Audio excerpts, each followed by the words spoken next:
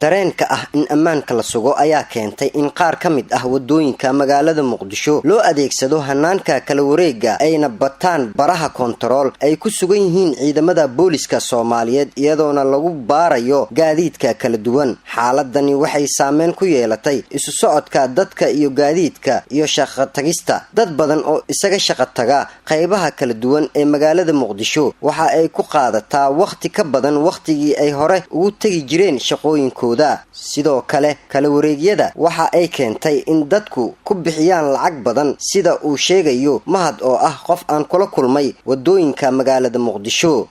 magaaladana waa iska xiran tahay mana naqaano way xiran tahay marka waa kaasa waan lugaanan dishaanaga ma naqaano meel kasta waa iska xiran wax badan ay ku qaadataa hadda waxa way isbitaal u socday qofkii xanuunsanay ma gaarin wadooyinkan waxaan ka codsanahay in loo furo si degdeg ah loo furo waan ku daalnay baabuurta isku xiran dadku isku xiran aad la soo waxyirmay waana ka xunnahay dawladda waxaan ka codsanayaa si degdeg ah in wadooyinkan ugu furaan ayadoo maadsan waxa way qarashka hadda naga baxaya badan hadda biyaha qabanaa habeena wadooyinkan waxay ku baxayaan meesano lugna waana dish dadyooga ay dhibaatada ka soo gaartay xanibaada wadooyinka waxa ka mid ah wadayaasha mootobajaajka oo inta badan kala wareega wadooyinka kala kulma muran macaamiisha soo raaca gaadiidkooda murankaasi oo ah xagga qarashaadka. Maxamed Abuukar sida uu sheegayo darawalkan mootobajaajka kaga shaqeeya degmooyinka gobolka Banaadir wallahi caqabad badan kala kulnaa maadaama aan nahay dad Kirista oo hadana ku ganacsada wixii nolol maalmoodkeeda marka dhibaatooyin aad u badan ku qabnaa wadooyinka xirnaashadeeda waxaan iska jeclaan lahayn in si xorriyad leh oo nadiif ah u shaqeysano maadaama ay wadadii xiran tahay dhibaatooyin aad u badan kala kulnaa waa kala kulnaa ilaa rakaabka la qaado waxay u baahan yihiin meeshii la geeyo heshiiskii wixii uu qofku goysiyo meeshii lagu leeyahay in la geeyo marka qaar waxay dhacdaa in macnaha ay gaari weyso meeshii qofkii dhibaatada markaas taagan waxay tahay baasidii markaas lagu heshiiyo qofka inuu macnaha ku siino ku yiraahdo meeshii ama ay geysmo wixii noo kala bar dhibaatooyin noocaas kala kulmaya dawladdu waxa ugu baaqaynaa maadaama hadda ay wadooyinka sida hore ay haddana waxaan jeclaan lahayn sidii hore inay noo noqoto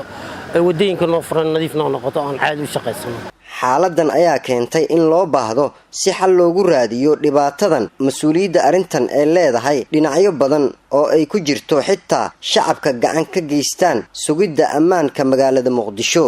Professor Maxamuud Siraaji Canshuur oo kamid ah aqoonyahanka ku nool Muqdisho ee u soo joogay wax badan ayaa qaba fikirkan. wallahi dalkan burbur cusub soo maray iyo jab soo maray iyo baaba qaraxina uu ku batay dawladda iska xil saartay inay ammaanka wax ka qabato dawbay u aragtay dawas waxa weeye waxa isku xigsaday dhowr qarax oo ummadda Soomaaliyeed wax gaarsiiyay dhibaato badan la gaarsiisay ummadina argagaxisay oo la gaaray xad inaan guryaha laga soo bixin dawladdu markaa waxay daw u aragtay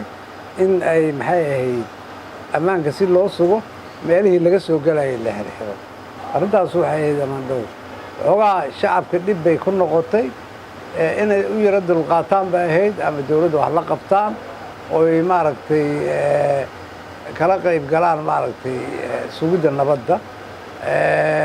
waxa laga bixi karay ahaayeen oo maxay ahayd markiiba haddaba waa dabacsan yahay waa la dabcin lahaa haddii ay xoogga saaraan maxay ahayd ummaddana ay wax kala qabtaan maaragtay dawladda ay wax kala qabtaan ammaanka waxaa runtii culays bay ku ahayd dawladdana markii dambe waa garowsatay inay dabciso haddaba waa la dabciyey dad badan oo buunbuuninaya jira laakiin loo baahna in loo buunbuuniyo. sidoo kale Professor Siraaji waxa uu baaq u jeediyay mas'uuliyiinta dawladda federaalka Soomaaliya iyo shacabka ku dhaqan magaalada Muqdisho si ay gacan uga geystaan xalinta dhibaatada amni xumo ka jirta magaalada iyo deganaanshaha sidii caadiga ahayd dib loogu soo celin lahaa. dawladda inay ammaanka adkayso shacabkeedana ay ilaaliso oo ay u naxariisato waan kula talinayaa taliyaasha ciidamadana inay kormeer badan sameeyaan suuna khalad badan u dhicin sidii la arki jiray kormeeradooda ma badna kormeerkooda ha badiyaan ciidamada meesha joogaan ha ugu tagaan ha soo ilaaliyaan ribood oo warbixinaha ka qaataan dabadeedna